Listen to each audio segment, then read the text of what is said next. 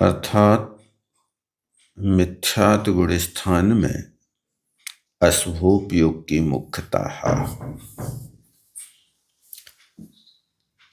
और जहां पर मिथ्यात् को छोड़ करके 4 प्रत्यय बाकी रहते हैं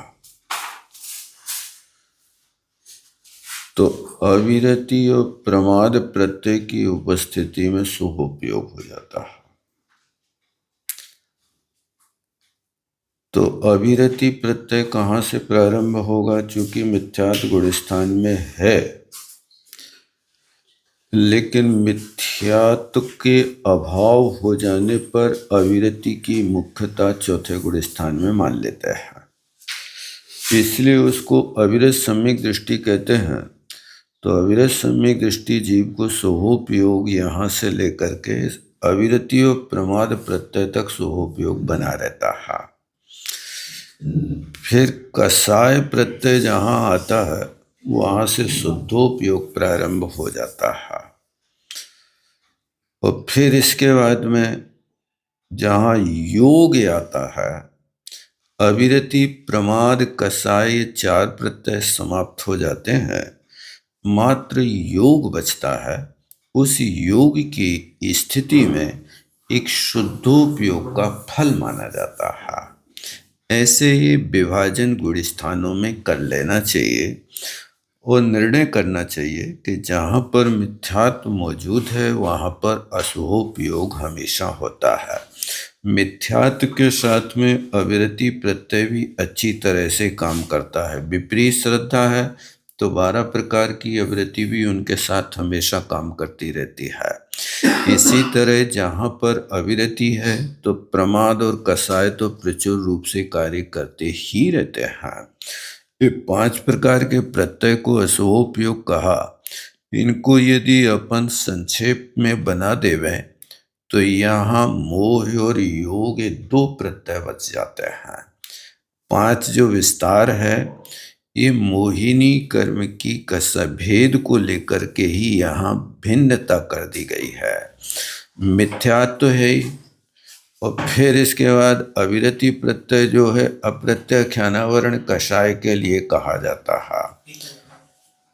और प्रमाद प्रत्यय जो है ये प्रमाद प्रत्यय संजुलन कषाय की मुख्यता से किया जाता है। और संजुलन कसाय की मंदता जहाँ से होती है वहाँ से कसाय प्रत्यय कहा जाता है। अर्थात सप्तम गुण स्थान से लेकर के 10वें गुण स्थान तक कषाय प्रत्यय को माना जाता है। और योग प्रत्यय 11वें गुण स्थान से 13वें गुण स्थान तक होता है। इस तरह ये 13 गुण स्थानों में ये बंध के प्रत्यय माने जाते हैं। यदि ये 5 मौजूद हैं तो नियम से अशुभोपयोगी होगा जीव, ऐसा जानना। और फिर कहते हैं कि निश्चय, देखो बीच में छूट गया था ना, निश्चय रत्न त्रयात्मक शुद्धोपयोगी ने परिणता शुद्धो ज्ञातव्या। अब देखो इतना स्पष्ट लिखा आचार्य महाराज ने कि शुद्धोपयोग किनको होता है? जो निश्चय रत्नत्रय में रहने वाले साधक हैं, उन निश्चय रत्नत्रय वाले साधकों को ही शुद्धोपयोग होता है और उसी को वहाँ शुद्ध कहा गया है। इतना स्पष्ट आचार्य महाराज ने लिखा है। इसमें कहाँ आता कि चौथे गुण स्थान में शुद्धोपयोग होता है? निश्चय रत्नत्रय यदि चौथे गुण स्थान में हो जाता है तब तो ये बात स्वीकार की जा सकती है कि चौथे गुण स्थान में शुद्धोपयोग होता है। लेकिन जब यहाँ पर निश्चय रत्नत्रय 6ठे गुण स्थान में भी नहीं बना रहा है, सप्तम गुण स्थान में, और सप्तम गुण स्थान में भी वहाँ बना रहे हैं जहाँ सप्तम गुण स्थान का सातिशय भाग होता है, निर्तिशय भाग नहीं। सातिशय भाग किसे कहते हैं? जो अधाकरण की भूमिका जहाँ बन जाती है। अधाकरण की भूमिका बनाने वाला जीव सप्तम गुण स्थान से फिर नीचे नहीं आता है और अधाकरण की भूमिका बन जाने पर उसके अष्टम आदि गुण स्थानों में प्रवेश हो जाता है, यानी श्रेणी आरोहण प्रारंभ हो जाता है। तो श्रेणी आरोहण का प्रारंभ ही निश्चय रत्नत्रय होता है, वहीं से शुद्धोपयोग का अंकुर उत्पन्न हो जाता है। इन पंक्तियों को याद रखना चाहिए हमेशा। जैसे स्वामी की प्रवचन सार के 9वें नंबर की गाथा है। सातवें में भी वो जब श्रेणी आरोहण करेगा महाराज जी, उसी समय शुद्धोपयोग की भूमिका होगी। बराबर, उसके पहले नहीं होगा। जहाँ सातवें गुण स्थान से लौट करके छठे गुण स्थान में आता है, उसे अध्वान तक तो सोपयोग ही रहता है, क्योंकि आगे चल कर के ये सातवें गुण स्थान में लिखेंगे शुद्धोपयोग होता है, लेकिन विभाजन नहीं करेंगे कि कहाँ शुद्धोपयोग होता है और कहाँ सोपयोग होता है। जो स्थान सातवें गुण स्थान का छठे गुण स्थान तक लाने वाला होता है, वो स्थान सोपयोग में माना जाता है। समय सार में 10वें 11वें नंबर की गाथा में ये बात उन्होंने स्पष्ट खोली है। किंच ये चीज़ें देखो रेफरेंस बना करके रखना चाहिए। इन चीज़ों के माध्यम से विवाद सुलझते हैं, लोग वाग विवाद करते हैं। इस विवाद की गुत्थी आगम के परिप्रेक्ष्य में सुलझाना चाहिए। अकेले सिर्फ अनुभव से कोई कहे वह ठीक नहीं मानी जाती है। किंच दूसरी बात, जीवस्य असंख्य लोक मात्र परिणाम सिद्धांते मध्यम प्रतिपत्त्या मिथ्या दृष्टादि 14 गुणस्थानेषु गुणस्थान रूपेण कथिता। किंच, किंच का अर्थ क्या है? दूसरी बात यह है, अभी तक तो ये बता दिया। अब कहते सुनो, जीव के असंख्यात लोक मात्र परिणाम होते हैं। इन परिणामों को पकड़ना केवली गम है। छद्मस्त तो जब एक लोक के प्रदेशों को नहीं पकड़ पाएगा तो असंख्यात लोक के प्रदेशों को कैसे पकड़ेगा? अब यहां पर असंख्यात लोक का अभिप्राय है कि एक लोक में असंख्यात प्रदेश होते हैं। ऐसे असंख्यात प्रदेशी असंख्यात लोक को पकड़ना। असंख्यात प्रदेशी एक लोक, उस असंख्यात प्रदेशी एक लोक को पकड़ करके कहां तक जाना? संख्या का अतिक्रांत कर लेना। संख्यात कहां तक होता है? 46 अंक प्रमाण तो संख्या है, और जब वो 46 अंक को भी उल्लंघन कर जाए तो वहां से फिर उसके बाद असंख्यात को पकड़ना। अब असंख्यात को पकड़ना तो कौन सा असंख्यात पकड़ना? देखो सुनो, संख्यात में भी फिर भेद डाल देते हैं, परिता संख्यात, युक्ता संख्यात। परिता संख्यात के भी 3 भेद हैं, जघन्य, मध्यम, उत्कृष्ट। युक्ता संख्यात के भी 3 भेद हैं, उसके भी जघन्य, मध्यम, उत्कृष्ट, और असंख्याता असंख्यात के भी 3 भेद हैं। इस तरह से यहाँ पर असंख्यात लोक प्रमाण परिणाम प्रति समय जीवों के होते हैं।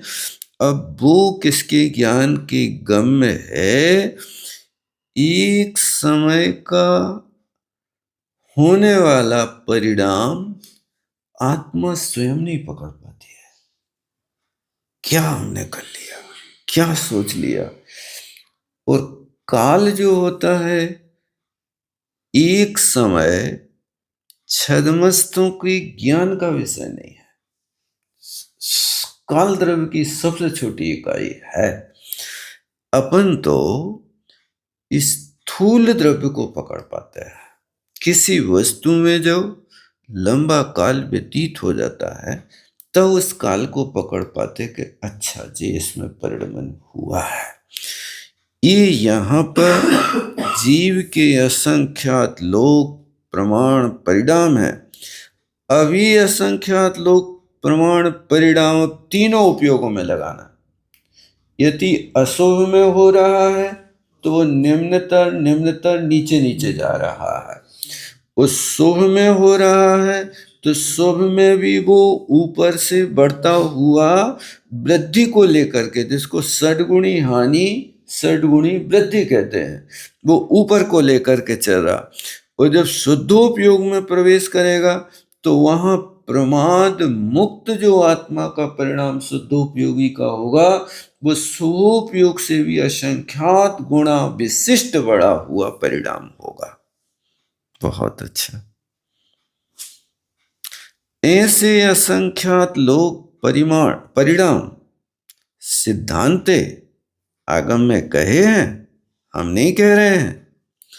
ये तो मध्यम प्रतिपत्त्या, ये भी मध्यम प्रतिपत्ति माने मध्यम रुचि वाले शिष्यों को बताने के लिए है। शिष्य कितने प्रकार के होते? 3 प्रकार के होते हैं। एक संक्षेप रुचिया, एक मध्यम रुचिया और एक विस्तार रुचिया। विस्तार रुचि वाले शिष्य इस पंचम काल में बहुत दुर्लभ हैं। संक्षेप रुचि वाले शिष्य तो बस इतने हैं कि हे भैया, जिससे तुम जन्म मरण की परिपाटी कैसे मिटे इतना सीख लो। अंतो नत्थि सुदीर्णम कालो थोबो वयम चिदुम्मेया। श्रुत का अंत है नहीं है और काल कितना है? थोड़ा है। काल थोड़ा है और द्रव्य कितना है? बहुत अल्प है। बहुत अल्प मतलब द्रव्य का अर्थ क्या? दुर्मेधा। जो बुद्धि है वो बुद्धि दुर्बुद्धि है, सद्बुद्धि नहीं है। काल थोड़ा है और ज्ञेय अनंत है। ज्ञेय कितना है? अनंत है। इसलिए अंतो नत्थि सुदीर्णम कालो थोबो वयम चिदुम्मेहा, हम सब दुर्बुद्धि हैं। इससे इतना सीख लो कि जिससे अपने जन्म जरा मृत्यु का नाश कर सको, इतना ज्ञान प्राप्त करके अपना काम कर लो। ये मध्यम प्रतिपत्ति माने ज्ञान वाले रुचि वाले शिष्य हैं। तो मिथ्या दृष्टि को आदि लेकर 14 गुण स्थान के रूप से कथन किया गया है। ये 14 गुण स्थानों की व्यवस्था किनके लिए है? ये मध्यम प्रतिपत्ति वाले शिष्यों के लिए कहा जाता है। बहुत अच्छा। अत्र प्रावृत्तिक शास्त्रे तानि एव गुणस्थानानि संक्षेपेण शुभ अशुभ शुद्धोपयोग रूपेण कथितानि। तो कहते सुनो भैया, सिद्धांत तो हम यहाँ ला नहीं रहे हैं, यहाँ तो प्रावृत ग्रंथ है। इस प्रावृत ग्रंथ में उन्हीं गुण स्थानों का संक्षेप से वर्णन करते हैं। सो सुनो, अब उसमें क्या विशेषता है कि गुण स्थानों में आपको 3 उपयोग लगाना है, शुभोपयोग, अशुभोपयोग और शुद्धोपयोग। ये 3 परिणाम यहाँ पर अपन लगाएंगे। तो अब देखो, बहुत अच्छी बात है, ये विषय हमेशा याद रखने का है। क्या कहते? कथमिति चेत। अब आप बता दें कि इन गुण स्थानों में कौन से गुण स्थान तक शुभोपयोग है, कौन से गुण स्थान तक अशुभोपयोग है और कौन से गुण स्थान में शुद्धोपयोग होता है। इस बात को आचार्य महाराज बहुत स्पष्ट करते हैं, जैसे स्वामी की टीका सारे विवाद समाप्त कर देती है।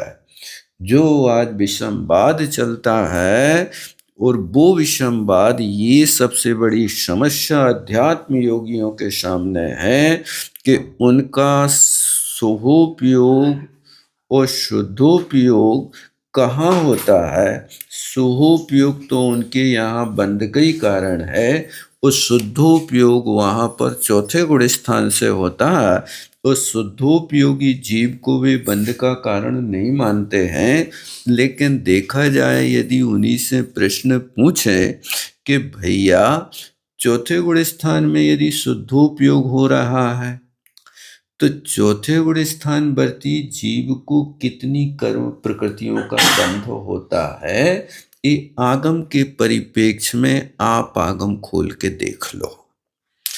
तो चौथे गुण स्थान में अविरत सम्यक दृष्टि 77 प्रकृतियों का बंध करता है। पहले गुण स्थान में मिथ्यात्व संबंधी 16 प्रकृतियां और अनंतानुबंधी संबंधी 25 प्रकृतियां। 16 और 25 41 प्रकृति का संवर होता है। किसको होता है? अविरत सम्यक दृष्टि को 41 तो चली गई, और आहारक दुख का बंध उसको होना नहीं, क्योंकि वो चारित्र निमित्तक है। तो 41 और 2 43 प्रकृतियां तो ये सम्यक दृष्टि को बंध को प्राप्त नहीं होगी। 43 के अलावा 77 प्रकृति का बंध होगा, क्योंकि 120 प्रकृति बंध के योग्य है। तो 120 प्रकृति में आपको 43 कम कर देना और इसके अलावा 77 प्रकृति का बंध करना। तो ये 77 प्रकृति का बंध करता हुआ अविरत सम्यक दृष्टि को क्या आप शुद्धोपयोगी कह सकते हैं? इस तर्क के ऊपर धीरे से, इस तर्क के विषय में आपके पास कोई उत्तर नहीं होगा, आप कुछ नहीं कह पाएंगे। ये तो कहते रहेंगे, जिंदगी भर राग आलापते रहेंगे कि शुद्धोपयोगी को बंध नहीं होता।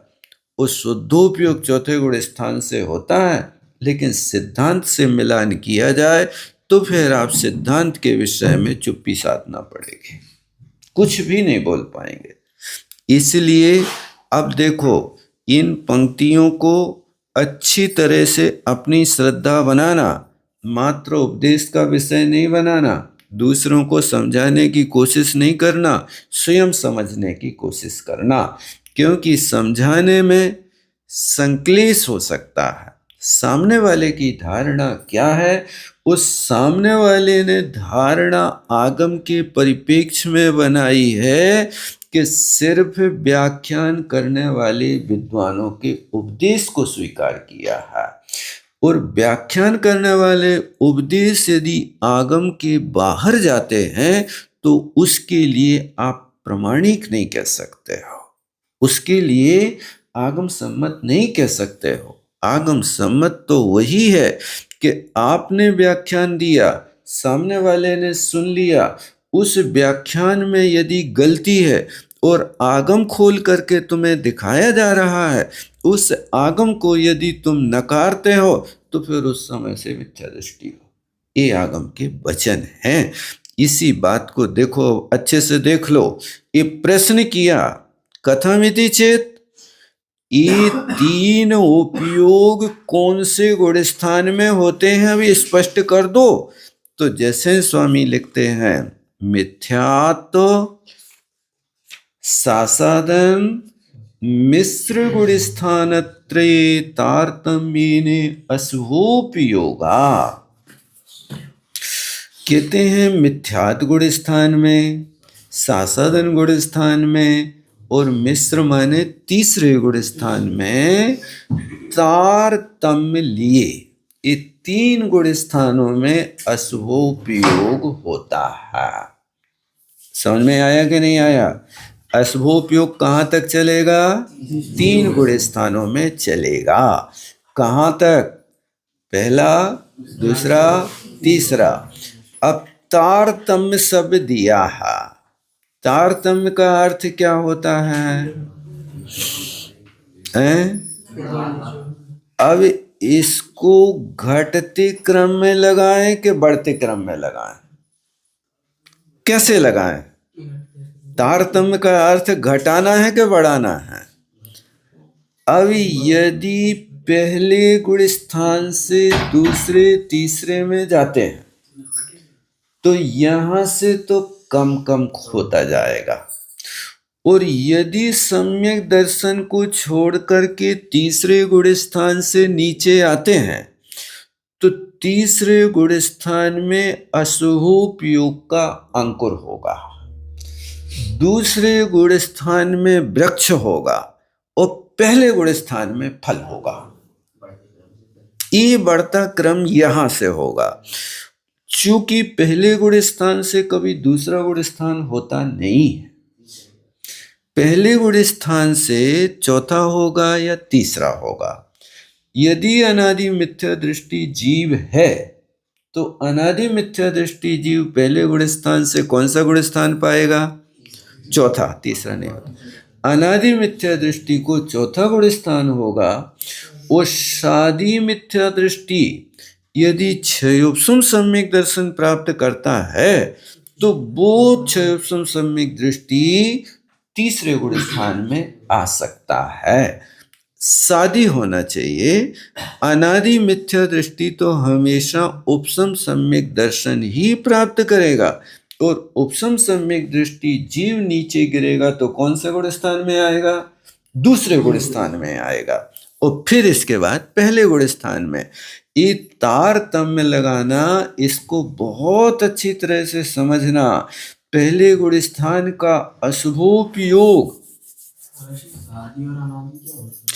शादी का अर्थ होता है कि जिस जीव ने एक बार सम्यक दर्शन प्राप्त कर लिया और प्राप्त करके छोड़ दिया तो ऐसे जीव को बोलते हैं शादी मिथ्या दृष्टि। और जिस जीव ने अनंत काल से आज तक सम्यक दर्शन प्राप्त नहीं किया उसको बोलते अनादि मिथ्या दृष्टि। ये शादी और अनादि मिथ्या दृष्टि भी होते हैं, अथवा और भी दूसरे क्षेत्रों में शादी बंध, अनादि बंध, ऐसे भी बंध होते हैं। कर्म की प्रक्रिया है कि अनादि काल से आज तक जिस कर्म का बंध चला आ रहा है वो अनादि बंध है, और जिस कर्म की विच्युति कर दी है वो कहलाता शादी बंध। जैसे इन 148 प्रकृतियों में यदि शादी बंध देखना तो सबसे पहले किस में मिलेगा? मिथ्यात्व के साथ में ये नियम लागू होगा। ज्ञानावरणी, दर्शनावरणी, अंतराय कर्म की प्रकृतियां का शादी बंध किनको होता है पता है?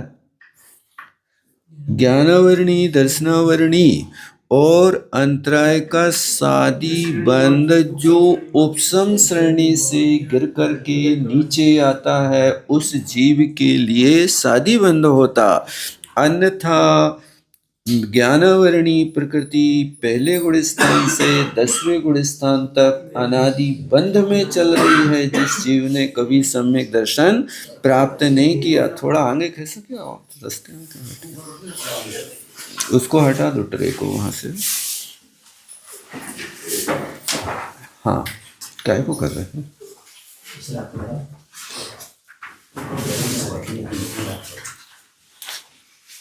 ये अनादि बंध और शादी बंध लगाना तो सोपयोग की बात है। देखो यहाँ पर पंक्ति स्मरण में रखना।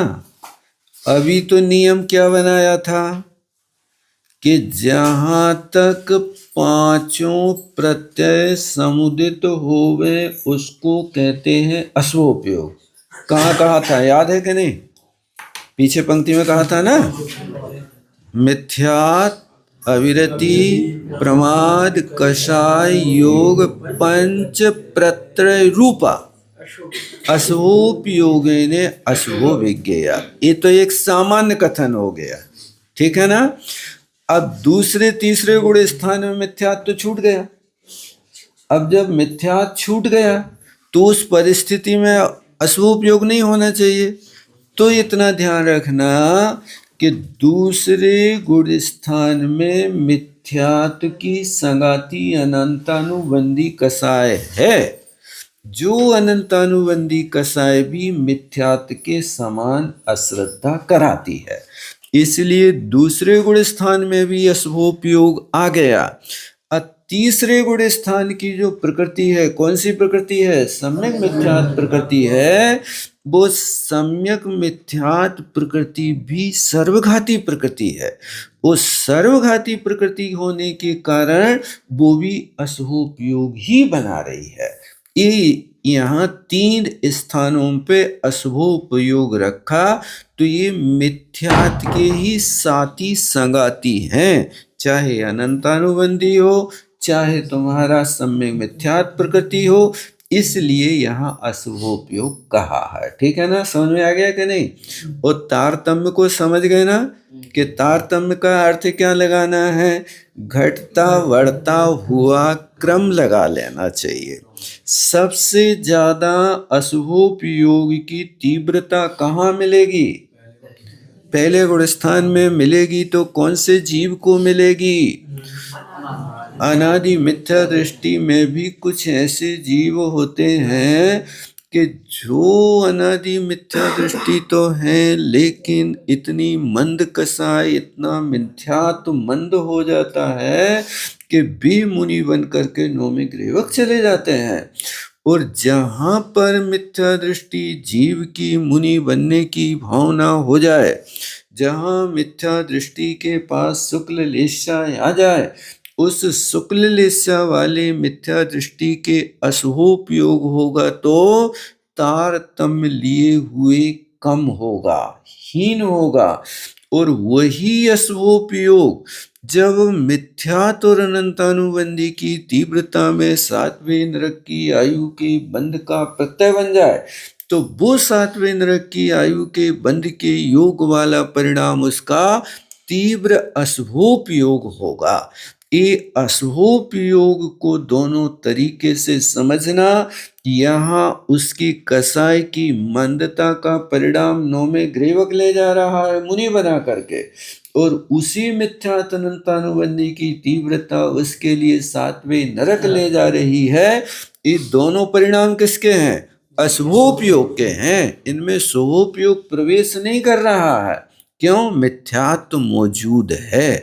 इस अपेक्षा से इनके लिए तारतम्य हर जगह लगा लेना चाहिए। तीसरे गुण स्थान में सम्यक प्रकृति कहाँ है, तो लोग कंफ्यूज हो जाते हैं कि सम्यक क्यों लगा दिया है। अरे भाई, वो दो मुखी है। सुनो तो, उनको ये कहना कि सम्यक मिथ्यात्व का अर्थ एक समय में 2 परिणाम बन रहे हैं, सम्यक रूप भी और मिथ्यात्व रूप भी। ऐसा परिणाम इस प्रकृति का है, इसलिए इसको जात्यंतर प्रकृति कहते हैं, मतलब जाति से भिन्न है। अब जैसे मान लीजिए मनुष्य गति में अथवा त्रियंच गति में या नरक गति में, नरक गति की बात छोड़ करके मनुष्य त्रियंच को ले लो। एक पुरुष ऐसा है कि जिसको जात्यंतर कहते हैं। जात्यंतर पुरुष का अर्थ क्या है? न स्त्री की जाति है न पुरुष की जाति है। अब दोनों की जाति से हट करके जो जाति बनी उसको जात्यंतर कहते हैं। कौन सी जाति है? नपुंसक है। ये नपुंसक न पुमान न स्त्री इति नपुंसका। तो ये व्यक्ति तो है, जाति तो है, लेकिन जाति मनुष्य की होकर के भी ऐसी जाति है, इसी जाति वाली प्रकृति को जात्यंतर कहते हैं। इसी तरह सम्यक्त प्रकृति न तो सम्यक्त रूप है न मिथ्यात्व रूप है, ये जात्यंतर प्रकृति है। तो कैसी है? ये कुछ सम्यक्त का वेदन करा रही, क्योंकि अनंतानुबंधी का भी उदय नहीं है, मिथ्यात्व का भी उदय नहीं है, और दूसरी चीज है कि उसके पास सम्यक दर्शन भी नहीं है, क्योंकि चौथा गुण स्थान छोड़ चुका है।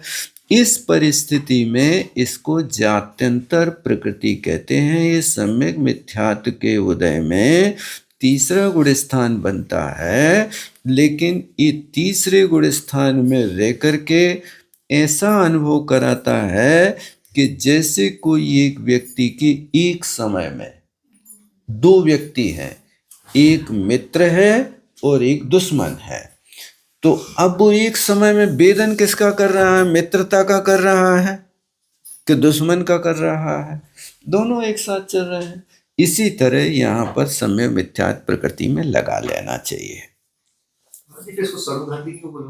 सर्वघाती इसलिए कहा जाता है कि ये सम्यक तो नहीं होने दे रही है और मिथ्यात्व भी नहीं होने दे रही है। ये जो सर्वघाती का भेद बनता है, इसमें 3-4 प्रकार के अनुभाग होते हैं। एक देशघाती है, दूसरा सर्वघाती है। इस देशघाती सर्वघाती में अंतर ऐसा बनाना कि उसमें अस्थि, लता, दारू, सेल, इनमें जो अस्थि, सेल, दारू, ये 3 अनुभाग जो होते सर्वघाती होते हैं। एक लता का अनुभाग जो होता है वो देशघाती होता है।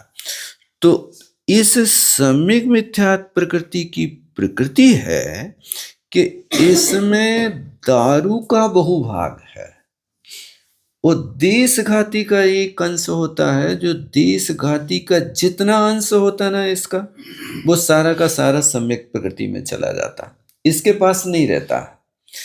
अब इसके पास दारू का भाग रहता है, इसलिए इसको सर्वघाती में कहा जाता है। ये इसकी विशेषता है, इस प्रकृति का स्वभाव है ऐसा। इसलिए सत्ता के साथ इसमें सर्वघातीपना है और जब इस प्रकृति का उदय होता है तो उदय के काल में क्षयोपशमिक भाव बनता है। तीसरे गुण स्थान का भाव कौन सा है? क्षयोपशमिक भाव है। तो क्षयोपशम भाव किसके उदय में बनाना? देशघाती के उदय में बनाना, सर्वघाती के उदय में बनेगा नहीं। इस अपेक्षा से इस प्रकृति को उदय की अपेक्षा देशघाती और सत्ता की अपेक्षा सर्वघाती मानना। ये अशुभोपयोग की परिणति 3 गुण स्थानों में लेकर के चलती। अब देखो आगे क्या कह रहे हैं। तदनंतर, तदनंतर माने गुण स्थान कितने हैं? 14 गुण स्थान है। अब आपको 14 गुण स्थानों में 3 उपयोग लगाना है, तो 14 गुण स्थानों में विभाजन कैसे करें? कौन से गुण स्थान में कितने उपयोग लगा दें? अब 3 के साथ विभाजन करना है तो बड़े ध्यान से देखना। उसके बाद एक अशुभोपयोग का विभाजन हो गया, अशुभोपयोग ने 3 गुण स्थान ले लिए। अब शुभोपयोग की बात आते हैं तो असंयत सम्यक दृष्टि, देश विरत, प्रमत्त संयत, गुण स्थान त्रय तारतम। थोड़ा और कह सके आप लोग, आते जाए थोड़े आगे कह सकते हो आप लोग, थोड़ी थोड़ी।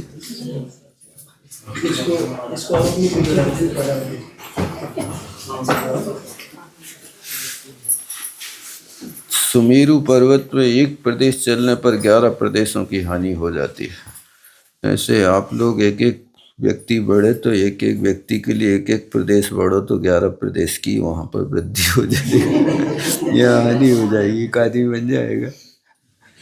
चलिए, तो असंयत सम्यक दृष्टि, देशव्रत, प्रमत्त संयत, इन गुण स्थान त्रये, इन 3 गुण स्थानों में तारतम्य ने शुभोपयोगा। तारतम्य देखो यहां भी जोड़ा है, यहाँ शुभोपयोग। क्यों तारतम्य जोड़ रहे हैं? क्योंकि शुभोपयोग इन सब गुण स्थानों में एक जैसा नहीं होगा। चौथे गुण स्थान का शुभोपयोग जघन्य शुभोपयोग पंचम गुण स्थान का मध्यम सहोपयोग और छठे गुण स्थान का उत्कृष्ट शुद्धोपयोग होगा। क्यों?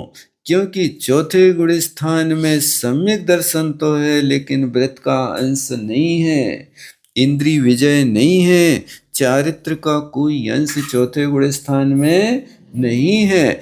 इस अपेक्षा से वहाँ सहोपयोग तो आया लेकिन सहोपयोग सम्यक दर्शन ने दे दिया किंतु व्रत प्रदान नहीं किए, इसलिए सबसे घटिया क्वालिटी का सहोपयोग है। जैसे गन्ना को देखा ना, गन्ना में 3 प्रकार का रस होता है। कौन से 3 प्रकार का? एक सबसे ऊपर जो होता हरा हरा पत्ता, बाण कहते हैं जिसको, उस पत्ते के नीचे की गंडेली का रस आप चूसेंगे तो कैसा लगेगा? कैसा लगता है? फीका है ना? मीठा है फीका है? मिठास तो है, लेकिन मिठास इतनी है कि जैसे 1 लीटर चाय में तुमने 50 ग्राम बूरा डाला हो, ऐसी होती। ये मिठास तो है लेकिन सबसे जघन्य है। पानी पहुंच गया, मिठास नहीं पहुंच पाई। पानी अधिक है और वो ज्यादा है। इसी तरह वो ऊपर हरा हरा बाण तो 1-1.5 हाथ का होता होगा, 2 हाथ का भी होता होगा, लेकिन रस ज्यादा हो सकता है किंतु स्वाद रस में जो मिठास है वो सबसे जघन्य है। तो ऐसे उस गन्ना के ऊपरी भाग की तरह तो समझना चौथे गुण स्थान का सहोपयोग, कि यहाँ सहोपयोग तो है, सम्यक दर्शन तो है, लेकिन विषयों से विरक्ति नहीं है, संवेग वैराग्य का अभाव है। गृहस्थी में 24 घंटे उलझा रहता है। चौथे गुण स्थान वर्ती जीव भी देखो स्त्री के पीछे भाग रहा है, एक मिथ्या दृष्टि भी स्त्री के पीछे भाग रहा है, एक सम्यक दृष्टि भी भाग रहा है। रावण लेकर के सीता को भाग गया, राम भी भाग रहा है। भाग रहे कि नहीं भाग रहे? भागता। अंतर क्या? यही तो है, अंतर क्या है? ये सहोपयोगी है। रावण लेकर के भाग रहा सो असहोपयोगी, और राम सीता के पीछे भाग रहे हैं सो विसहोपयोगी। रावण राम के लिए गालियां दे रहा, बाण चला रहा सो तीव्र सहोपयोगी, और राम रावण के लिए गालियां दे रहे, चोर कह रहे हैं सो राम सहोपयोगी। यही तो सुनो, कहने का मतलब है रावण स्त्री को लेके भाग रहा तो सील भंग करने का लक्ष्य है, वो पाप की गर्त में डूब रहा है, और राम सीता के पीछे भाग रहे तो सील रक्षा का भाव है, और यहाँ पर अपने द्रव्य की रक्षा करना कर्तव्य है, इसलिए राम भागते हुए भी सहोपयोगी है। रावण लेकर के भागता हुआ भी चोरी कर रहा, पाप कर रहा, और वो चोर का रामचंद्र जी स्थितिकरण कर रहे हैं। पकड़ में आ जाता रावण, उसी समय तो समझाते भैया पर द्रव्य सुलोष्टवत, तू कैसा इतना बड़ा अर्ध चक्रवर्ती होकर के और पर द्रव्य को लेकर के भाग रहा है आंखें छिपा करके, ये तेरे को कहाँ तक शोभा देता है? काश राम को उस समय रावण पकड़ में आ जाता तो ये उपदेश दे करके उसकी विरक्ति कराते। कैसी कराते? जैसे समय सार में कहा ना कि धोबी के यहाँ से वो कपड़ा ले गया भूल से, और जा करके वहाँ पर वो अपना कपड़ा समझ करके ओढ़ करके सो गया, और जब धोबी के यहाँ दूसरा व्यक्ति कपड़ा उठाने आया और उस समय उसने धोबी ने दूसरे का कपड़ा पकड़ा दिया, तब वो कहता भैया ये कपड़ा तो हमारा नहीं है। तब कहता ओह तुम्हारा कपड़ा तो व्यक्ति ले गया जो उस वृक्ष के नीचे सो रहा, तुम उससे ले लो। अब वो जाता है, उसको जगाता, बुद्धस्यो बुद्धस्यो, जाग जाग, परिवर्तनीयम चीवरम इदम, ये कपड़ा तो बदल गया, देखो आप। तब वो विशेष चिन्हों से देखता, अच्छा हमारा कपड़ा भी ऐसा ही था, बदल गया। अब पर के वस्त्र को जान करके उसको छोड़ने में 1 मिनट भी नहीं लगा और उसने पर की वस्तु को त्याग कर दिया। ये तो तुम्हारा है, वास्तव में है, हमने देख लिया चिन्हों से। इस तरह जैसे उसने जान करके पर वस्तु परित्याग के योग है और वो तत्काल त्याग देता, इसी तरह रामचंद्र जी भी उसके साथ यही व्यवहार करते कि भैया ये तुम्हारा द्रव्य नहीं है, तुम्हारी तो 18,000 तुम्हारे घर में लंका में बैठी हैं, तुम क्यों पर द्रव्य को छुड़ा करके लेके जा रहे। और उसकी बुद्धि में ये बात विचार आ जाता कि वास्तव में मैंने तो रत्नत्रय की आराधना करके जहाँ एक दांत खुजाने के लिए वे कोई सड़ा तिनका बिना दिए हुए नहीं लिया, अब मैं इस पर वस्तु को कैसे स्वीकार कर सकता हूँ। ये उस समय बुद्धि में आ सकता, एक कसाई की तीव्रता थी, पूर्व भव का संस्कार था, इसलिए रावण की प्रवृत्ति में प्रवृत्ति आ गई। अन्यथा कसाई की मंदता हो, परिणाम में निर्मलता हो और वस्तु स्वरूप को समझने की उस समय लब्धि हो, तब उस समय तो वस्तु मना रही है लेकिन वो स्वीकार नहीं कर रहा है। रावण के जीवन का प्रसंग उनने लिखा कि जब उपरंभा को पता लगा रत्नुपुर में कि रावण आ रहा है, तो उपरंभा ने अपनी भावना रावण के सामने व्यक्त की, तो रावण ने अपने कानों पे हाथ रख लिया कि पर स्त्री तो उस जूठन बमन की तरह है, उसको मैं कैसे स्वीकार कर सकता हूँ। और उस उपरंभा का उसने परित्याग कर दिया। ये पद्म पुराण में लिखा है, देखो उस समय भी रावण की दशा थी, इस समय भी रावण की दशा है, वही रावण है, एक वस्तु को लेकर के चोरी करके भाग रहा और एक वस्तु मना रही है लेकिन वो स्वीकार नहीं कर रहा। ये ज्ञान के काल में अपने आप में ऐसा परिणाम होता है। अब वो चौथे गुण स्थान वर्ती जीव तो कैसा सोपयोगी है, जैसे गन्ना के ऊपर रहने वाले बाण जघन्य रस वाला है, स्वाद वाला है। और पंचम गुण स्थान वर्ती उस बाण के नीचे की जो गन्ना की गडेरियां हैं, वो मिठास उनकी असंख्यात गुणी बढ़ गई ऊपर की अपेक्षा। अब वो मिठास ऐसी आ गई। इसी तरह पंचम गुण स्थान वर्ती जीव ने 12 व्रतों को पालन करना प्रारंभ कर दिया।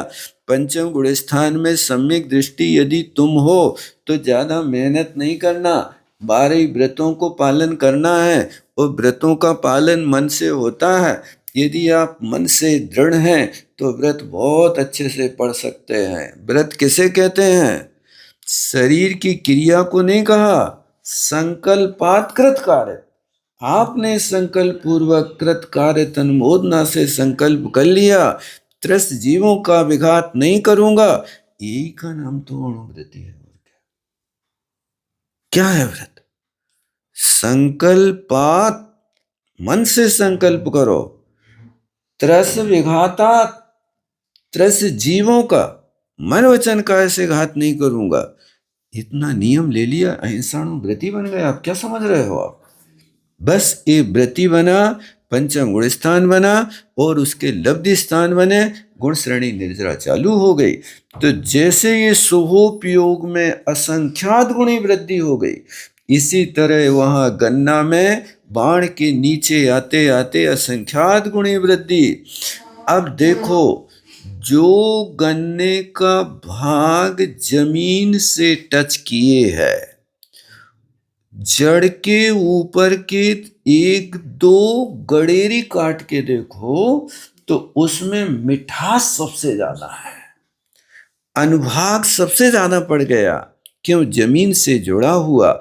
ये जमीन से जुड़ी हुई वस्तु में सबसे अधिक मिठास। इसी तरह छठे गुण स्थान में शुभोपयोग का उत्कृष्ट अनुभाग गन्ने के निचले भाग की तरह समझना। अनुभव किया कभी कि नहीं किया? किया है ना? गन्ना का जूस पिया है कि गन्ना चूसा है? चूसा है। चूसने वाले के लिए वो नीचे का रस जब चूसोगे तो मिठास अधिक होगी, आपके हाथ में भी शक्कर सी जम जाएगी, होता है ना, ये चिपचिपाहट आ जाती है। जो भरत चक्रवर्ती जब अपने भाई पे चक्र चलाया उस समय क्या उनका उपयोग शुभ रहेगा? देखो, अब आपको न चक्र चलावे की बात करने हैं और ना सोने की बात करना, ना जागने की, ना सामायिक की। गुड़िस्तान पकड़ो एक, इस गुड़िस्तान में एनी टाइम सोपयोग है, चाहे चक्र चलाओ, चाहे युद्ध करो, राम रावण का युद्ध होवे तो भी उनका गुड़िस्तान परिवर्तित, सोहोपयोग से परिवर्तित नहीं होंगे। क्यों? सोहोपयोग आप कैसे बना रहे हो? मिथ्यात, अविरति, प्रमाद, प्रत्यय, इन प्रत्ययों के अभाव में यहाँ पर बन रहा है। इसलिए उस गुण स्थान में वे क्या कर सकते हैं? तो विरोधी हिंसा तो कर सकते हैं। विरोधी हिंसा का त्यागी थोड़ी है पंचम गुण स्थान वर्ती, अपनी रक्षा तो करेगा। अब कोई के घर लूटने के लिए आ जाए, उसने परिग्रह परिमाण बना करके रखा है, अब उस परिग्रह परिमाण में से यदि कोई चोर ले जावे तो उससे छीनेगा तो भैया यहाँ वस्तु नहीं ले जाओ, हम और अजीब का कैसे चलेगी? नहीं छीनेगा। इसी तरह भरत चक्रवर्ती ने इसलिए चक्र चलाया कि जब तुम एक स्वतंत्र राजा हो, भैया का रिश्ता तो रहा नहीं, भैया तो परिवार है, और जब तुम स्वतंत्र राजा हो, उस स्वतंत्र राजा होकर के हमारी आज्ञा में नहीं रह रहे हो, तो 60,000 वर्ष तक तो हमने इतना परिश्रम किया, उस 60,000 वर्ष के परिश्रम में तुम अकेले आकर के यहां पर हमारी सारी मेहनत मिट्टी में मिला रहे हो। ये परिस्थिति सामने आ गई तो भरत चक्रवर्ती भैया को नहीं चला रहा, विरोधी राजा को चला रहा है। विरोध नहीं करते तो कोई बात ही नहीं। विरोधी राजाओं को वो 60,000 वर्ष तक चलाता रहा, वहां प्रश्न नहीं खड़ा किया कोई ने। क्या जितने राजाओं ने, इतने 32,000 मुकुटबद्ध राजाओं को अपने बस में करके आ गया, 96,000 कन्याएं लेकर के आ गए, इतना दड़वा लेकर के, अक्षौहिणी प्रमाण सेना लेकर के आ गया, तो भी सब सारे के सारे लोग सीधे सीधे घी निकलता रहा क्या? टेढ़ी तो करनी पड़ी होंगी। अब जब टेढ़ी करना पड़ी तो उन राजाओं के विषय में आज तक कोई ने प्रश्न नहीं किया, बाहुबली को काय चलाओ, लेकिन उस स्थान पर भैया का रिश्ता ही नहीं था। रिश्ता तो राजा का था ना, तुम पोदनपुर के राजा हो, तुम हमारी अधीनता स्वीकार नहीं कर रहे। यदि भैया होते तो वंश का तो कोई प्रसंग ही नहीं था कि यहाँ प्रवेश नहीं करता चक्र। चक्र मान लेता कि इनका भैया है, छोड़ दो, हम प्रवेश कर जा रहे हैं नगर द्वार में, जैसे परिक्रमा लगाई वैसे परिक्रमा लगाई, ऐसे वहां छोड़ देते। लेकिन ये परिस्थिति थी कि उस समय इतना काम किया और फिर अब अपमान की बात है कि भैया नहीं आ रहा है, तो क्या इतनी बड़ी दिग्विजय करने के बाद आउटर पे ट्रेन कब तक खड़ी रहे बताओ? घंटा आधा घंटा तो फिर भी ठीक है। अब ऐसा भी हो सकता था कि भाई आउटर से अब नहीं आप स्टेशन पे आ रही तो बदल लो, लाइन बदल लो, कटनी से आई है तो कटनी वापस भेज दो। ऐसा करें क्या? कहाँ जाएंगे आखिर? अयोध्या तो नगरी है, मेन द्वार है, राज्य तो वहीं है, नरा तो वहीं गड़ा है, कहाँ जाए?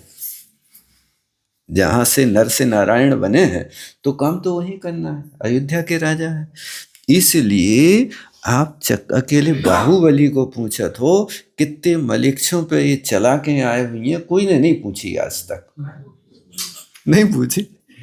कितने विद्याधरों के वो दंड, विद्याधर राजाओं को उनने बस में करने में पापड़ बेले होंगे, ये नहीं पूछी आपने, किया है कई को।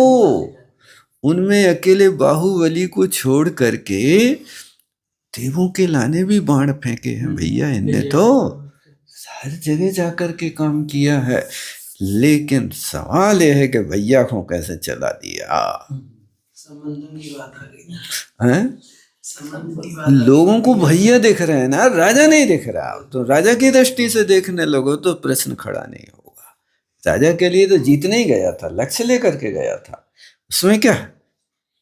बहुत अच्छा, याद रखियो, भैया को नहीं जीत रहे, राजा को जीत रहे। भैया को देखा जाए तो गलती बाहुबली होगा, हाँ? और हम गलती के वास्ते में मतलब नहीं एक कर प्रकार रहे से, क्योंकि वो छोटे थे तो समर्पण उनको करना चाहिए था। नहीं, सवाल ये था कि जो आदिनाथ के तुम पुत्र हो तो उन्हीं की संतान तो मैं हूं ना। मेरे में और तुम में अंतर कहाँ है? आप जब हमें भगवान ने स्वतंत्र राजा बना दिया तो आप हमारे ऊपर अधीनता क्यों बना रहे हो? आप हमें क्यों परवश कर रहे हो? ये बात उनके लिए भी टकरा रही थी। विरोधी हिंसा में कैसे आएगा ये? विरोधी हिंसा में कैसे आएगा? हाँ, दोनों। भरत चक्रवर्ती के विरोधी का अभिप्राय इसलिए हो गया कि ये विरोध कर रहे कि तुम्हें हम चक्रवर्ती नहीं मान रहे, ये विरोध कर रहे। चक्रवर्ती मानता तो वो तो नियम है कि हर किसी को उनकी अधीनता स्वीकार करना, 6 खंड के अधिपति है। वहां पर वो 3 चक्र क्यों परिक्रमा क्यों करता बाहुबली? वो भैया ज्ञानी है, समझदार, उसको गुस्सा नहीं आते आए। वो समझता है, सबकी कुंडली बना करके रखी है उसने कि तुम्हारे वंश में कितने कितने लोग हैं, वंश का घात नहीं होगा। ये उनकी वहां पर विशेषता राजा मान रहा है वही चक्र, यहाँ पर भाई क्यों मान रहा है? है। वहां पर राजा मान रहा है, नहीं तो राजा नहीं जा रहा है, यहाँ पर वंश तो वंश बढ़ता है। भाई साहब, ये तो चक्र का काम है। चक्र तो देव पुनीत है, वो जैसु मानव बने हैं, इनमें तो अंतर है ना। वो जो चक्र है ना, तो चक्र नहीं, चक्र राजा नहीं मान रहा है, चक्र ने राजा माना है तभी तो रुका है। लेकिन राजा के साथ में वंश जुड़ा हुआ है, तो उसका नियम वंशघात करने का है कि वंशघात नहीं करेंगे। ये उसने अपनी समझदारी से काम किया। और वंशघात हो अथवा नारायण हो तो प्रति नारायण का चक्र भी जाकर के नारायण की परिक्रमा ही करेगा। वहां पर जाकर के वो वंश का नहीं, रावण के वंश का लक्ष्मण नहीं था, वंश नहीं था, लेकिन वंश से बढ़ के नारायण पद का धारी महापुरुष था। और इनका प्रति नारायण पद समाप्त तो हो रहा था, इसलिए जाके वहां परिक्रमा करी। और अब तुम हमारे स्वामी तुम हो, अब वो स्वामी खत्म हो गए, ये हो जाता है। इतनी पंक्ति और कर लो। तारतम से सोपयोग। तदनंतरम अप्रमत्तादि क्षीण कषायांत गुणस्थान सटके। इसके बाद 7वें गुण स्थान से लेकर के 12वें गुण स्थान तक 6 गुण स्थानों में तारतम्य लिए हुए शुद्धोपयोग होता है। फिर उसके बाद सयोगी अयोगी जिन गुण स्थान द्वये, सयोगी और अयोगी माने 13वें 14वें इन 2 गुण स्थानों में शुद्धोपयोग का फल होता है, ये कहने का अभिप्राय है। बस जावाणी के ज्ञान से